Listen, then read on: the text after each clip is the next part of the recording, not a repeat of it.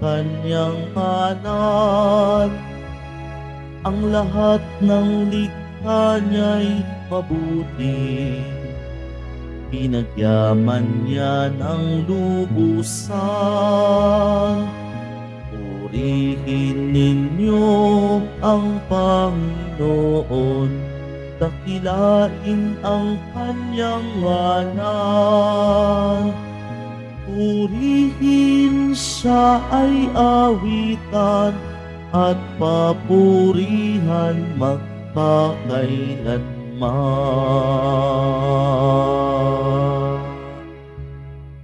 Sa ngalan ng Ama at ng Anak at ng Espiritu Santo. Amen. Sumainyo ang Panginoon. At sumaiyo rin.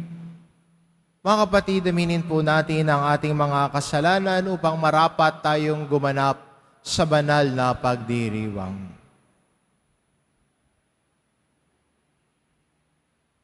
Inaamin ko Sa makapangyarihang Diyos at sa inyo mga kapatid, na lubha akong nagkasala sa isip, sa salita at sa gawa, at sa aking pagkukulang. Kaya isinasamo ko sa mahal na Birheng Maria, sa lahat ng mga anghel at mga banal, at sa inyo mga kapatid, na ako'y ipanalangin sa Panginoong ating Diyos. kawaan tayo ng makapangyarihan Diyos, patawarin tayo sa ating mga kasalanan, at patubayan tayo sa buhay na walang hanggan. Amen. Panginoon, kaawaan mo kami. Panginoon, kaawaan mo kami. Kristo, kaawaan mo kami. Kristo, kaawaan mo kami. Panginoon, kaawaan mo kami. Panginoon, kaawaan mo kami. Manalangin tayo.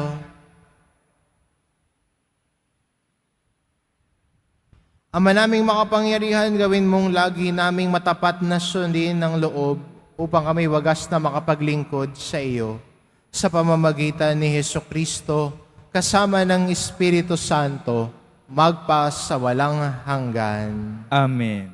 Magsiupo muna ang lahat.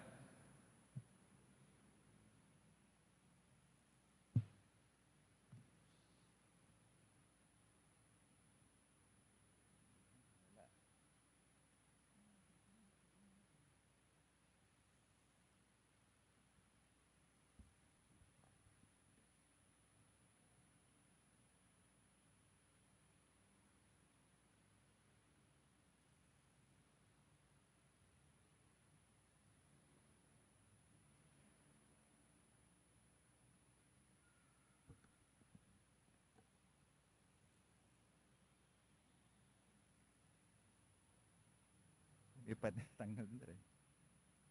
Dito. Webes po. 29 Sunday.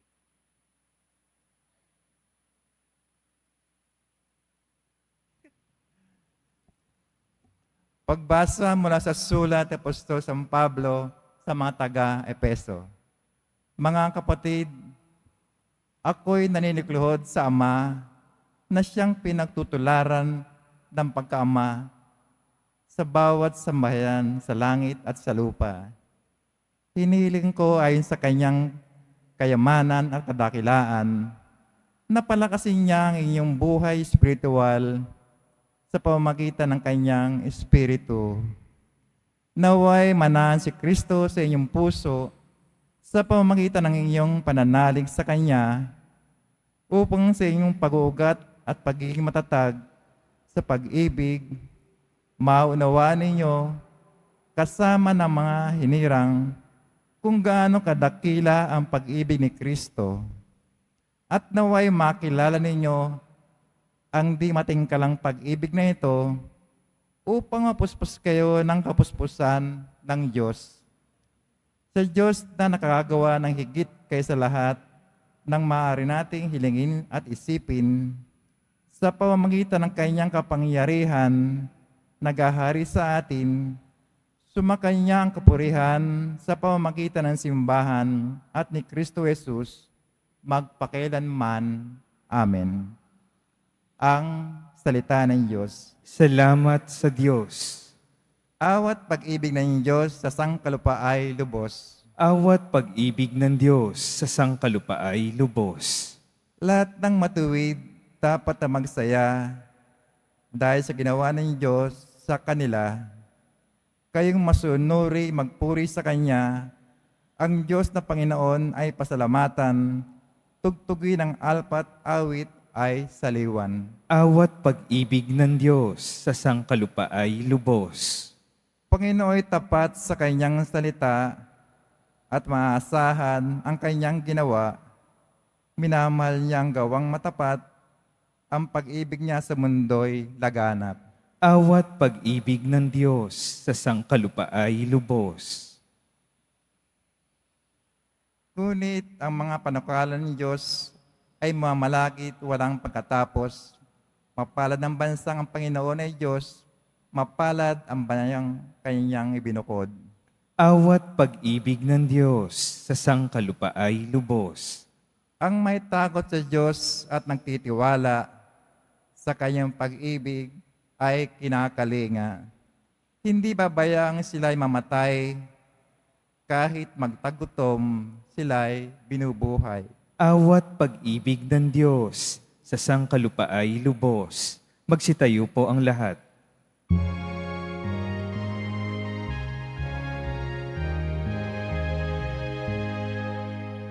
Alleluia,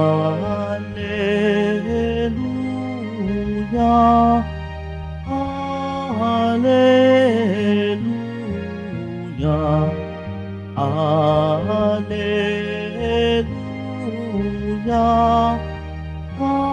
Alleluia.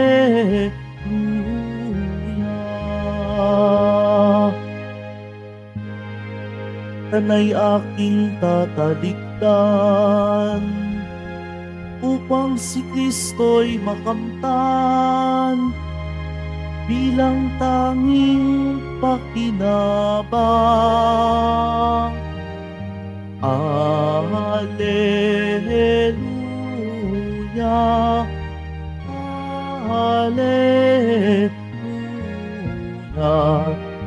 Alleluia,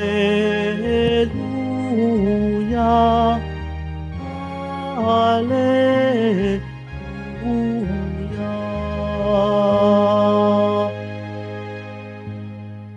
Sumainyo ang Panginoon, At sumaiyo rin. ang mabuting balita ng Panginoon ayon kay San Lucas. Papuri sa iyo, Panginoon. Noong panong iyon, sinabi ni Jesus sa kanyang mga alagad, "Naparito ako upang magdala ng apoy sa lupa, at sana'y napaniningas na ito. May isang binyag pa na dapat kong tanggapin, at nababagabag ako hanggat hindi natutupad ito. Akala ba ninyo'y pumarito ako upang magdala ng kapayapaan sa lupa? Sinasabi ko sa inyo, hindi kapayapaan, kundi pagkakabahabahagi. Mula ngayon, ang 5 katao sa isang sambahayan ay mababahagi, 3 laban sa 2, at 2 laban sa 3. Maglalaban-laban ang ama at mga anak na lalaki, at ina at ng mga anak na babae. At gayon din ang biyanang babae at manugang na babae." Ang mabuting balita ng Panginoon. Pinupuri ka namin, Panginoong Hesukristo. Magsiupo muna ang lahat.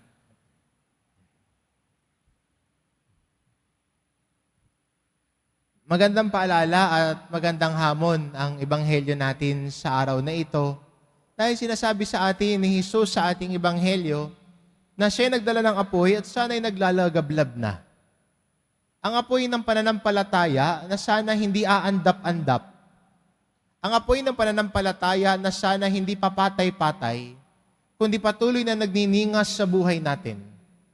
At minsan, ang pagningas ng pananampalataya sa buhay natin, kasama din doon ang pagtindig sa tama. Kasama sa paninindigan natin at paglalagablab ng apoy ng pananampalataya sa buhay natin, kasama din po doon ang pagiging matuwid sa katotohanan. At minsan, alam natin na hindi lahat aayon. Hindi lahat aayon sa turo ng mabuting balita. Hindi lahat magugustuhan. Dahil hindi nagugustuhan, siyempre may kokontra.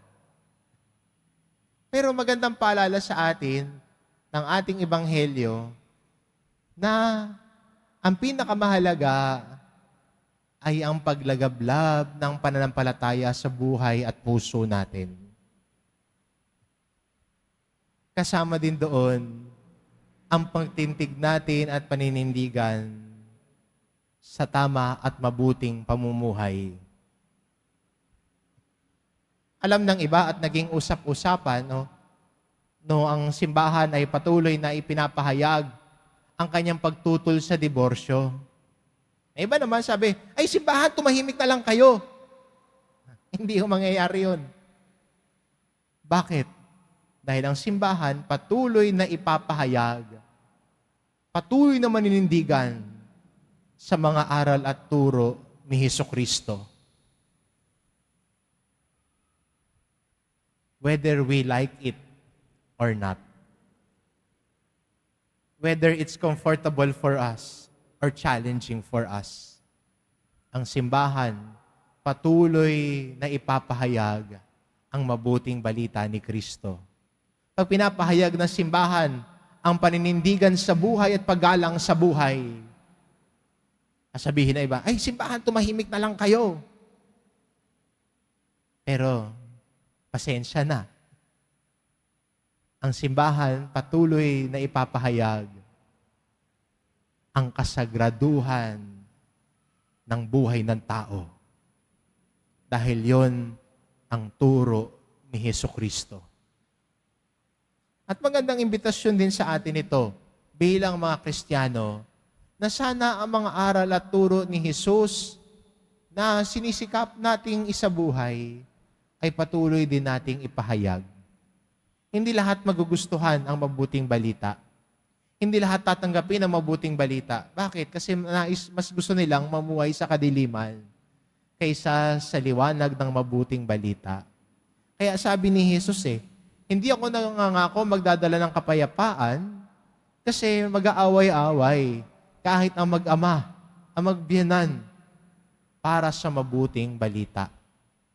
Dahil minsan, kahit sa sariling pamilya, hindi tinatanggap ang mabuting balita. Kaya magandang paalala sa atin at inspirasyon, siguro consolation na rin, na tayong mga Kristiyano, sana magdala ng liwanag ni Kristo sa lahat ng dako. At minsan, ang ilaw na ito ay hindi nagugustuhan ng iba. Pero kahit na ang ilaw ni Kristo ay dapat patuloy na magliwanag sa ating buhay at pagsaksi sa mabuting balita.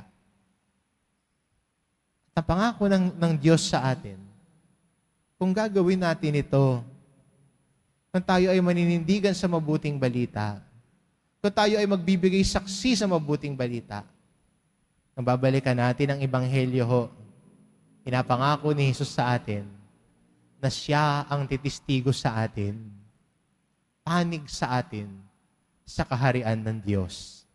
Dahil kung paano tayo nanindigan sa aral at turo ng Diyos dito sa lupa, siya din ang maninindigan para sa atin sa harapan ng paghuhukom ng Diyos na maawain. Amen.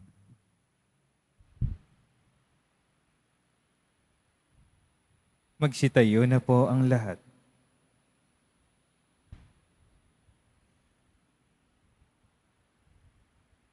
Minamahal ko mga kapatid, maaring dumating sa atin ang mga pagsubok at mga suliranin, subalit bunga ng ating buong pagtitiwala sa kalooban ng Diyos Ama, patuloy tayong manalig na hindi siya magkukulang sa kanyang pangako. Ang ating itugon, gawin mong karapat-dapat ang aming buhay sa iyo, O Panginoon. Gawin mong karapat-dapat ang aming buhay sa iyo, O Panginoon.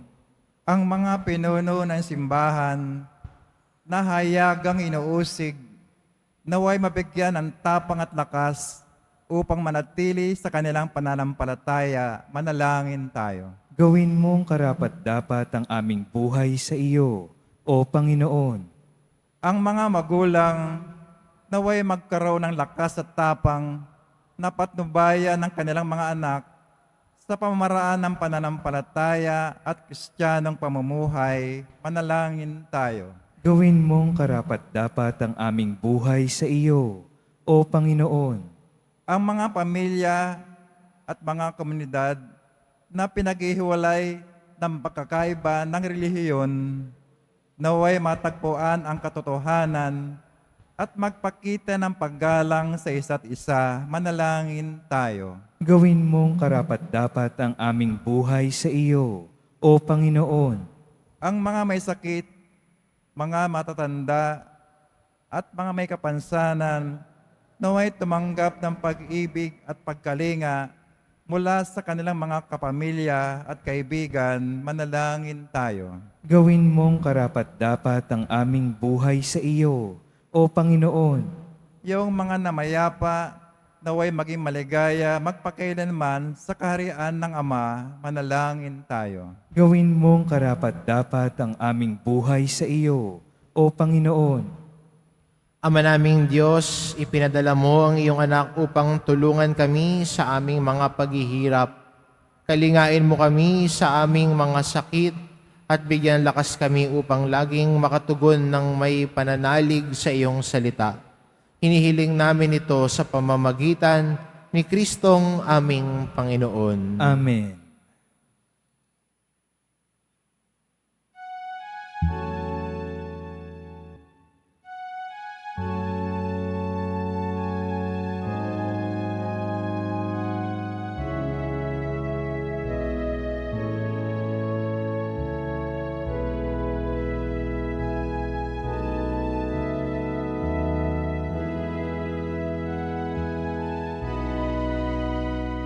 Itong tinapay at alak na mula sa'yo, muling ihahain sa kabutihan mo. Kunin at tanggapin alay sa'yo. Pasasalamat ng puso.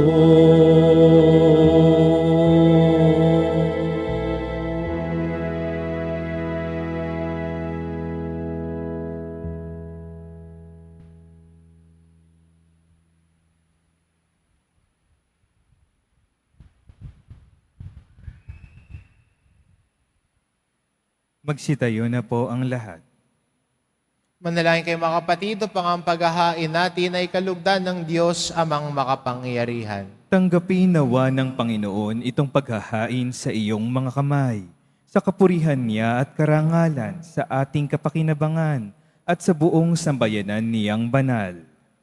Ama naming lumikha, ipagkaloob mong ikaw ay aming kusang mapaglingkuran sa paghahain namin ng mga alay na iyong bigay, upang kami dalisayin ng iyong pagmamahal sa paglilingkod namin ngayong ginaganap ang banal na pagdiriwang sa pamamagitan ni Hesukristo kasama ng Espiritu Santo, magpa sa walang hanggan. Amen. Sumainyo ang Panginoon. At sumaiyo rin, Itaas sa Diyos ang inyong puso at diwa. itinaas na namin sa Panginoon. Pasalamatan natin ang Panginoong ating Diyos. Marapat na siya ay pasalamatan. Ama naming makapangyarihan, tunay ngang marapat na ikaw ay aming pasalamatan sa pamamagitan ni Hesukristo na aming Panginoon. Siya ang salitang katuwang mo at kapiling noong ang lahat ng umiiral ay iyong likhain. Siya'y sinugo mo para kami sa gipit palayain, kaya't siya'y kinalinga ng mahal na birhen na naging kanyang inang totoo sa kapangyarihan ng Espiritu Santo. Inako niyang sundin ang loob mo at kamtin ang sambayan ng banal para sa iyo. Pinagtiisan niyang iunat sa krus ang kanyang mga kamay upang magwakas ang kamatayan at mahayag ang pagkabuhay. Kaya kaisa ng mga anghel na nagsisiawit ng papuri sa iyo, nang walang humpay sa kalangitan, kami nagbubunyi sa iyong kadakilaan. Santo, Santo, Santo, Panginoong Diyos ng mga hukbo, napupuno ang langit at lupa ng kadakilaan mo, o sana sa kaitaasan, pinagpalang na paririto sa ngalan ng Panginoon, o sana sa kaitaasan, magsiluhod po ang lahat. Ama naming banal, ikaw ang bukal ng tanang kabanalan, kaya't sa pamamagitan ng iyong Espiritu, gawin mong banal ang kaloob na ito, upang para sa amin maging katawan at dugo ng aming Panginoong Hesukristo. Bago niya pinagtiis ang kusang loob na maging handog, hinawakan niya ang tinapay, pinasalamatan kanya. Pinagati-hati niya iyon, iniabot sa kanyang mga alagad at sinabi, "Tanggapin ninyong lahat ito at kanin, ito ang aking katawan na ihahandog para sa inyo."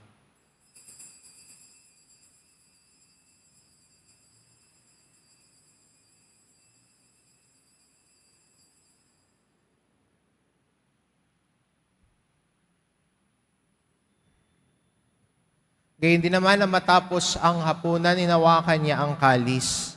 Muli kanyang pinasalamatan. Iniabot niya ang kalis sa kanyang mga alagad at sinabi, "Tanggapin ninyong lahat ito at inumin, ito ang kalis ng aking dugo. Nang bago't walang hanggang tipan, ang aking dugo na ibubuhos para sa inyo at para sa lahat, sa ikapagpapatawad ng mga kasalanan. Gawin ninyo ito sa pag-alala sa akin."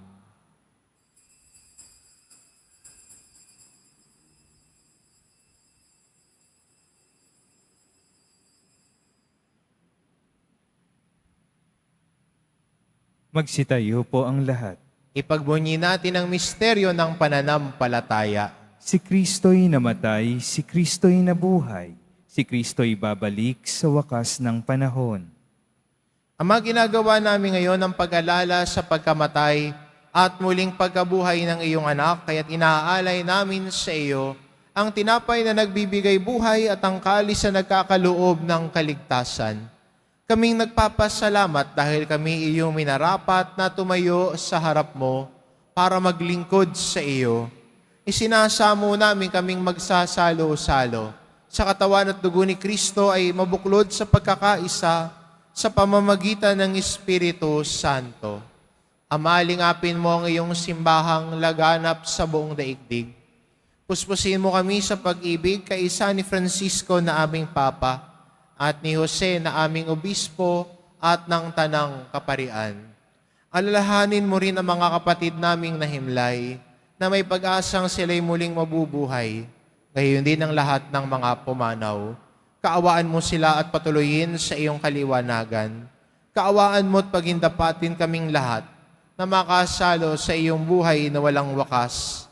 Kaisa na mahal na Birheng Maria na ina ng Diyos, ng kabiyak ng puso niyang si San Jose, kaisa ng mga apostol at ng lahat ng mga banal na namuhay dito sa daigdig ng kalugod-lugod sa iyo, maipagdiwang nawa namin ang pagpupuri sa ikararangal mo sa pamamagitan ng iyong anak na aming Panginoong Hesu Kristo. Sa pamamagitan ni Kristo, kasama niya at sa Kanya, ang lahat ng parangal at papuri ay sa iyo, Diyos amang makapangyarihan, kasama ng Espiritu Santo, magpa sa walang hanggan. Amen. Sa tagubilin ng mga nakagagaling na utos at turo ni Jesus na Panginoon natin at Diyos, ipahayag po natin ng lakas loob. Ama namin, sumasalangit ka, sambahin ang ngalan mo. Mapasa amin ang kaharian mo, sundin ang loob mo dito sa lupa para ng sa langit. Bigyan mo kami ngayon ng aming kakanin sa araw-araw at patawarin mo kami sa aming mga sala para ng pagpapatawad namin sa nagkakasala sa amin. At huwag mo kaming ipahintulot sa tukso at iadya mo kami sa lahat ng masama. Hinihiling namin kami adya sa lahat ng masama pagkalooban ng kapayapaan araw-araw. Iligtas sa kasalanan at ilayo sa lahat ng kapahamakan. Samantalang aming pinananabikan ang dakilang araw ng pagpapahayag ng tagapagligtas naming si Hesu Kristo. sapagkat iyo ang kaharian at ang kapangyarihan at ang kapurihan magpakailanman. Amen. Panginoong Jesucristo, sinabi mo sa iyong mga apostol, kapayapaan ang iniiwan ko sa inyo, ang aking kapayapaan ang ibinibigay ko sa inyo.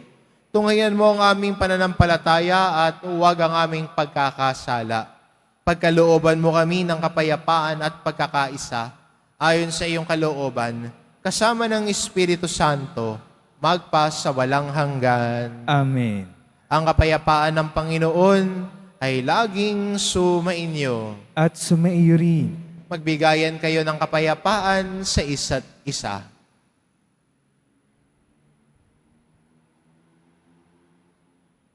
Kordero ng Diyos na nag-aalis ng mga kasalanan ng sanlibutan, maawa ka sa amin. Kordero ng Diyos na nag-aalis ng mga kasalanan ng sanlibutan, maawa ka sa amin. Kordero ng Diyos na nag-aalis ng mga kasalanan ng sanlibutan, ipagkaloob mo sa amin ang kapayapaan. Magsiluhod po ang lahat. Ito ang kordero ng Diyos, ito nag-aalis ng kasalanan ng sanlibutan. Mapalad ang mga inaanyayahan sa kanyang piging. Panginoon, hindi ako karapat-dapat na magpatuloy sa iyo. Ngunit sa isang salita mo lamang ay gagaling na ako.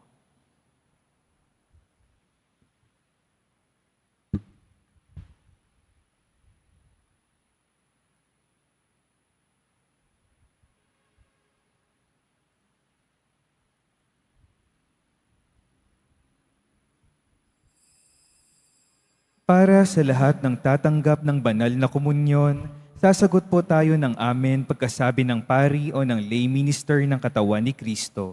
Isubo agad sa bibig bago umalis sa harapan ng pari o lay minister. Sumunod po tayo.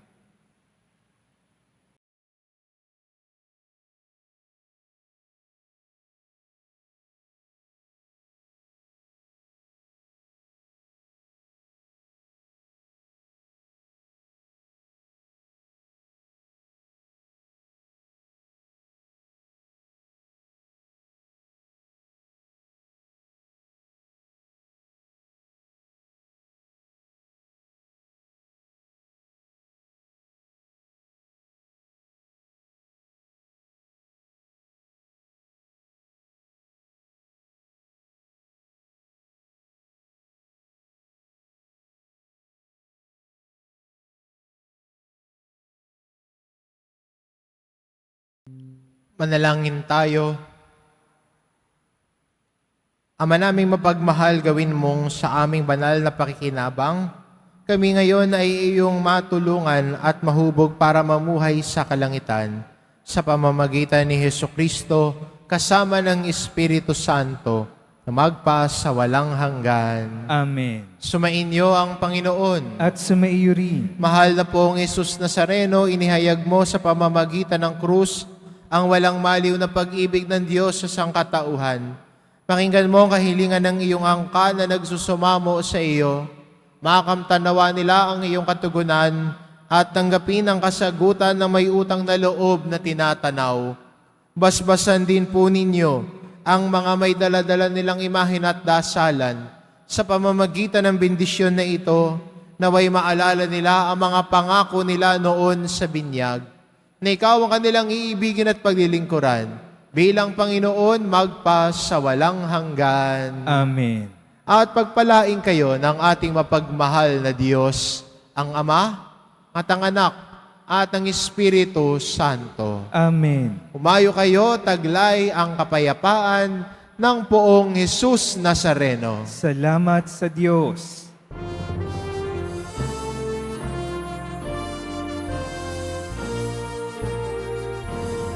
Nuestro Padre Jesus Nazareno, sinasamba ka namin. Pinipinto mo ka namin. Aral mo ang aming buhay at kaligtasan. Nuestro Padre Jesus Nazareno, Ligtas mo kami sa kasalanan. Ang krus mong kinamatayan ay sagisag ng aming kaligtasan. Nuestro Padre Jesus Nazareno, dinarangal ka namin. Nuestro Padre Jesus Nazareno, inulwalhati ka namin. Nuestro Padre Jesus Nazareno, dinarangal ka namin. Nuestro Padre Jesus Nazareno, inulwalhati ka